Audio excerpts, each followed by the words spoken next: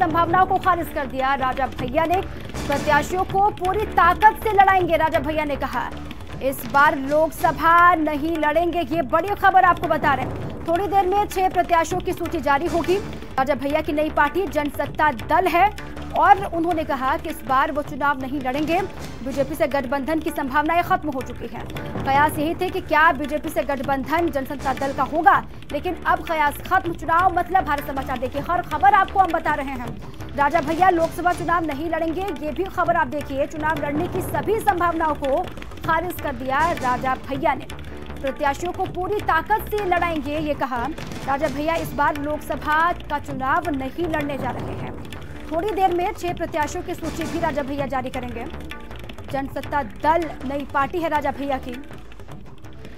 और अब ये खबर कि लोकसभा का चुनाव राजा भैया नहीं लड़ेंगे, ऐसे पर ब्यूरो चीफ वीरेंद्र जी हमारे साथ जुड़ चुके हैं।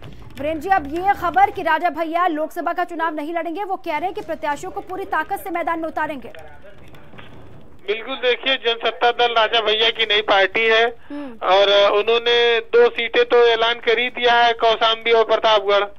अब इसके अलावा ये माना जा रहा था कि राजा भैया हो सकता है चुनाव लड़े और उनके उन्नाव से चुनाव लड़ने की संभावना थी, लेकिन अब ये क्लियरिटी आ रही है कि वो चुनाव नहीं लड़ेंगे, पार्टी के लिए प्रचार करेंगे और उनका गठबंधन भी शायद कांग्रेस से हो, इसको लेकर उनकी बातचीत चल रही है। अगर कुछ परिणाम आता है तो आने वाले दिनों में ये भी देखने को मिल सकता है। अन्यथा वो राजा भैया जो उनका प्रभाव है प्रतापगढ़ और कौशाम्बी, इलाहाबाद और ये सब इलाके जो हैं उनके, रायबरेली, यहाँ पर वो अपने लोगों को खड़ा करेंगे और चुनाव लड़वाएंगे।